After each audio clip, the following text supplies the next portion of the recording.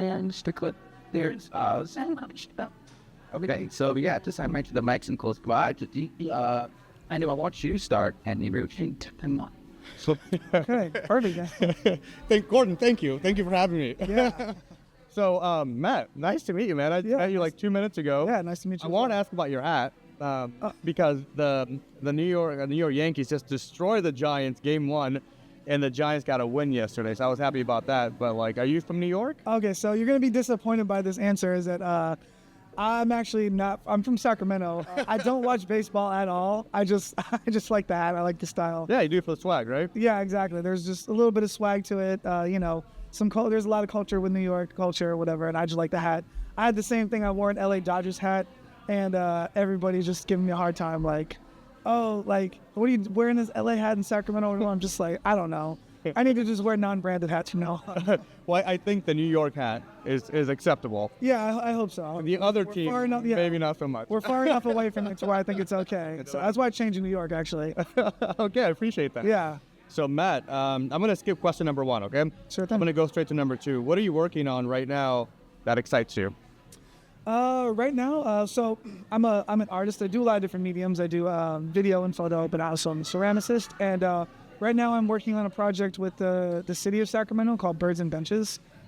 Where Birds and Benches. Okay. Yeah. Okay. And so the full spectrum of the project is to build a series of benches in Natomas, in North Natomas. And it's themed around like avian life and wildlife and whatnot. And I'm a phase 1 artist, so I'm not going to be doing the building of the benches, but I'm creating an artwork that informs the builders how they're going to model and style their project. So I'm excited because I'm got hired with the city to do, a phase 1 project with that. So right now I'm working with the Miwok Band of Indians up in Shingle Springs, who are originally from this area in Natomas, learning about, a lot of different like cultural elements and a lot of different practices that they have that's going to go into my art piece. And it's going to go up sometime in 2027. Not entirely sure if it's a Twisted Track Gallery or from R Street. But that's like one of the bigger projects I'm working on right now. So yeah, excited about that. Sorry to interrupt. Ro, you mind taking a photo of us? When it's up there, It's gonna look cool. Yeah, I think so too, man. He's got a good sense of style. I had was I. Yeah, you might have to send me that. No, Yeah. please send it. Yeah. Yeah. So, what was the name of the tribe? The Miwok Band of Indians. Miwok. Yeah, you're sharing with me that the Miwoks were Natomas all the way to Shingle Springs? Well, they were in Natomas and then were displaced to Shingle Springs. So when, they lost some of their tribal land, they were displaced to Shingle Springs. It's kind of where Red Hawk Casino is, like that area.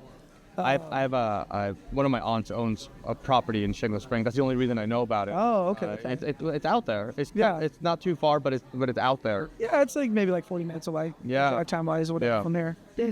So that happened? Like, do you know when that happened?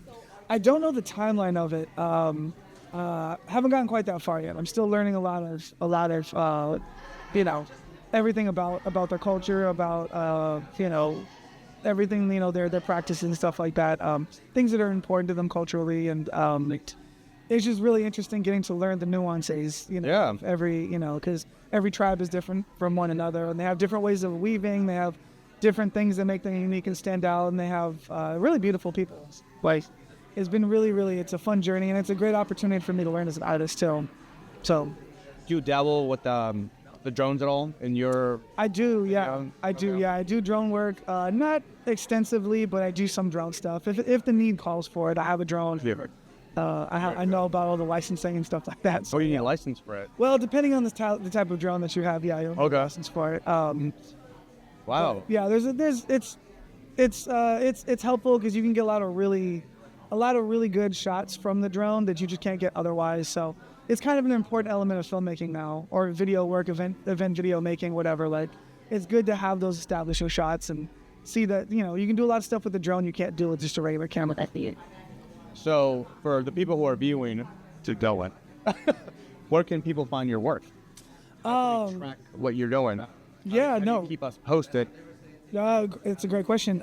My Instagram is where I post a majority of my stuff. Still working on the website. I know a lot of people have that, but still working on the website. But my Instagram, which is MatthewFlores_CO, That's where I have a majority of what I do.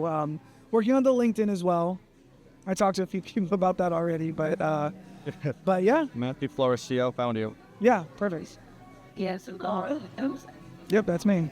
Yeah, I found that LinkedIn Stopping stack. hasn't really been helpful as far as like for me in my line of work, but it has been helpful in providing like a supportive element of like what I'm doing when I try to post once a month.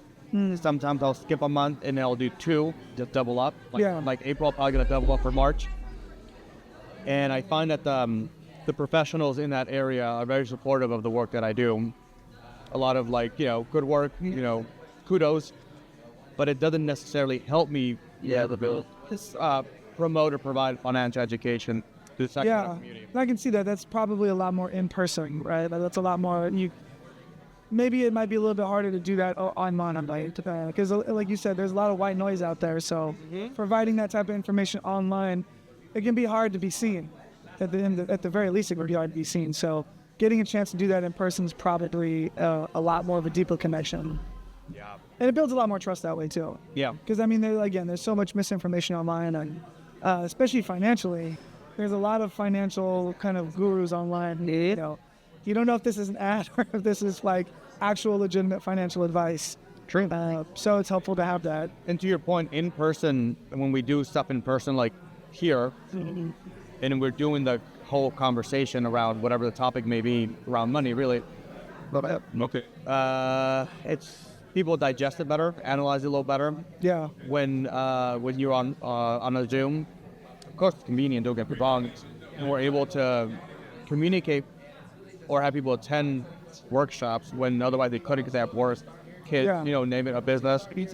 But when they are on Zoom, it's like blank screen. Yeah. We all know, because I'm guilty of it too.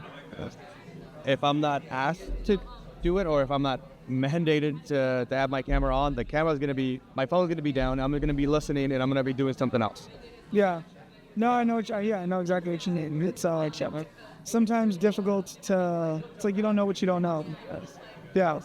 That's really helpful. So would you say that you have any other like how is best, do you just show up to networking events and then try to kind of spread the message through that, or do you proactively throw events, or so a little bit of both? Good question. Thank you for the question. So my line of work requires that I do a certain amount of workshops a month. Also, 2 type of events like these. No, yeah. So these I can find anywhere. They're everywhere, right? I only need to do 2. I'm very selective of how I use my time and where I go. Yeah. And this is the ones that I come to on a monthly basis, just because Row, Culture, and Holly has created a great environment to meet people like yourself. I mean, look at this, like music, there's coffee, the vibes are here. People are naturally networking. It doesn't feel forced. Yeah. So I do come here because it's part of my job, but also because I want to be here, and it does help promote the events. But people that attend here, the events don't usually come to my events. Usually they are the ones who can share the events with other people. I see. But as far as like events, I have to do all the marketing. No, when I have public events at branches, I do all the marketing, and that's why I like to partner with outside orgs like colleges, because they have people already in seats, and I just come in, register them, get the head count, do the workshop, and then answer all their questions afterwards. Yeah, provide additional tools if they want it. But it's a good balance of like where I want to go, where I want to spend the next 90 minutes, because then you have to bake in drive time. Yeah, that's true. And it becomes 90 minutes to 2 hours. Oh yeah, and I can see that. Traveling around a lot, it eats up a lot of time. Yeah, I mean, getting here today was 22 minutes. Oh yeah, wow. Where are you coming from? I was coming from El Grove. Oh, okay, It's like, I thought it was going to be 15. So like, what happened to the extra 7? Yeah, well, the freeway work that's going on right now too, and these logs, you never know which one's going to be closed. Yep. But yeah, no, that is an interesting outlook on it too. And I used to work at Wells Fargo, so I know a little bit about financial. Did you keep Did you buy stock and did you keep it? Did not buy stock, did not keep it. I was not at that level. I did start a Roth IRA, cool. So that was a good investment for me to make back then. But it's still there. You haven't touched it. It's still growing. Still there, still growing. Yeah, I need to contribute to it, but like I think you can max it out. I think like 7,500 a year, but yes. I'm working on that. But just having it in place is very helpful. Because you're an entrepreneur, you definitely need that, and you can probably move it out where you have it to where you do your main banking. That way, it's top of mind. Because if it's still at Wells, which is cool, right? Yeah. They're gonna make sure it continues to make money. But if you want to be